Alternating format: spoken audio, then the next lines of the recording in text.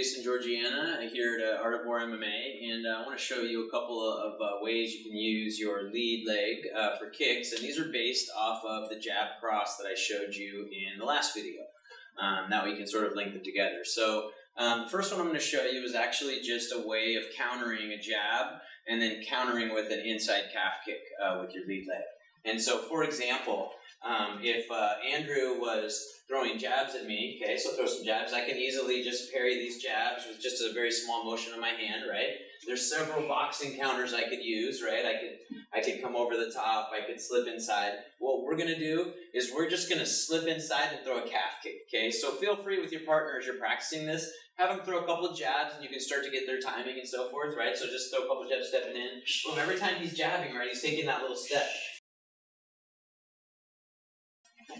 Right, and I'm just going to get off the side, right? So if he's just throwing that jab right down the middle, I'm just going to either parry it, okay, or I'm going to come off to the side. So I'm just parrying it, right? And when I come off to the side, I'll typically use this hand down for power, but I'll also make sure that my head's off the center line and I'm using that shoulder to protect. And then that hand's getting right back afterwards. So once again, I'm parrying his jab. I'm waiting for him to come to me. Okay, he's coming to me, and I'm just looking to time that. Okay, I'm going to land that right there.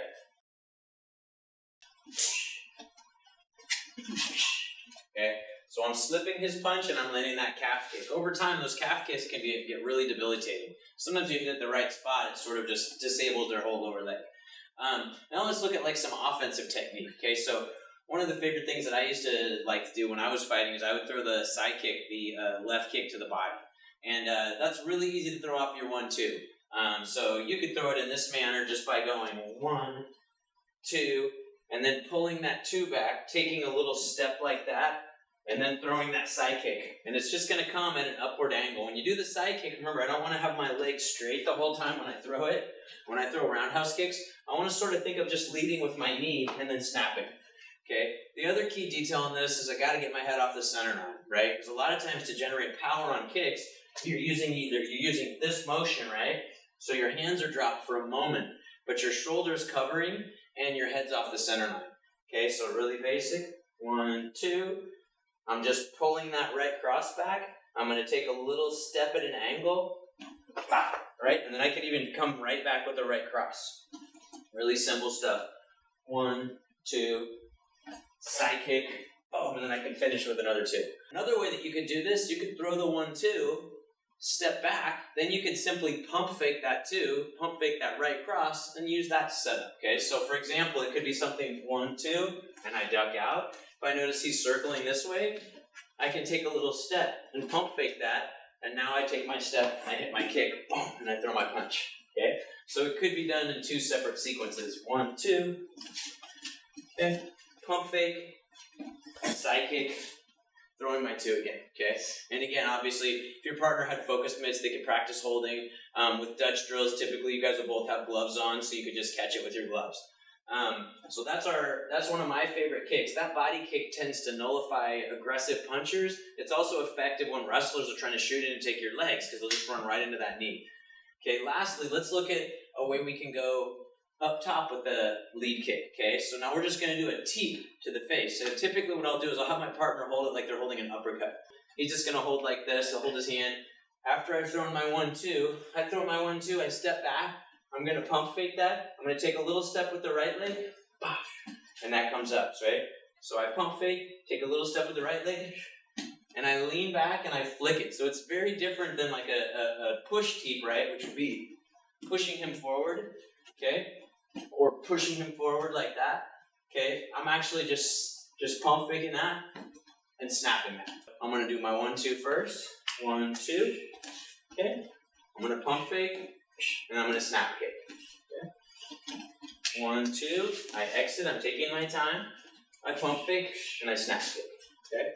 1, 2, pump fake, snap kick. Okay, so you're just flicking, making sure to curl those toes back, right? We don't want to hit our toes. We want to have it flicked back like that. Okay?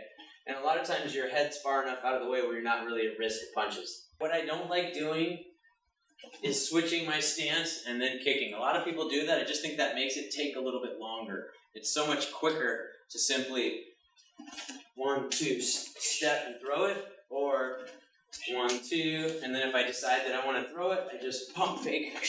So it's literally just a little step that way, opening my foot up, and then getting my head off the center line, making my motion with my hands. Just a little pump fake, pump fake,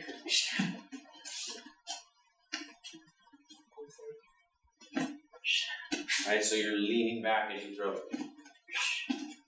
Okay, and that way you're generating a little more power in that snap in it, but you're also getting your head back out of the way where it's going to be hard for them to counter you with punches. And when we're trying to target the calf, right? Ideally. You may hit their knee accidentally, but if you're hitting with the good part of your shin, you know, it's not going to be terrible.